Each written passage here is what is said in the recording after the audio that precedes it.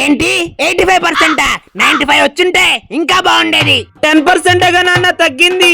నీ స్కూల్ ఫీజులో ఒక 10 రూపాయలు నేను తగ్గించి కడితే వాళ్ళు ఊరుకుంటారా? మరి నేనెందుకు ఊరుకోవాలరా? ఈసారి మంచి మార్కులు తెచ్చుకుంటాడులేండి. నువ్వు వెనకేసుకు రాబట్టే ఆడిలా తయారయ్యాడు. రేపటి నుండి నీకు టీవీ బంద్. ఈయనెప్పుడు ఇంతే. వాడు తినకుండా పడుకుంటున్నాడండి. కడుపు మాడితే ఆడే వచ్చి తింటాడు.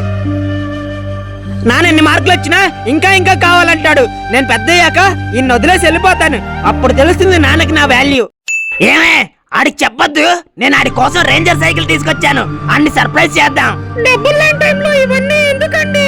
ఆడు నా కొడుకే 85% వచ్చింది. రేపు నేను ఉంటానో లేదో, నేను ఉన్న రోజులు ఆడు ఏ లోటు లేకుండా బతకాలి. ఎందుకండి అలా అంటున్నారు? అవునే, రేపటి రోజు నాకేమన్నా అయినా గానీ ఆడు చదువుకుండా ఉండాలని ఒక టర్మ్ ఇన్సూరెన్స్ కట్టాను. టర్మ్ ఇన్సూరెన్సా?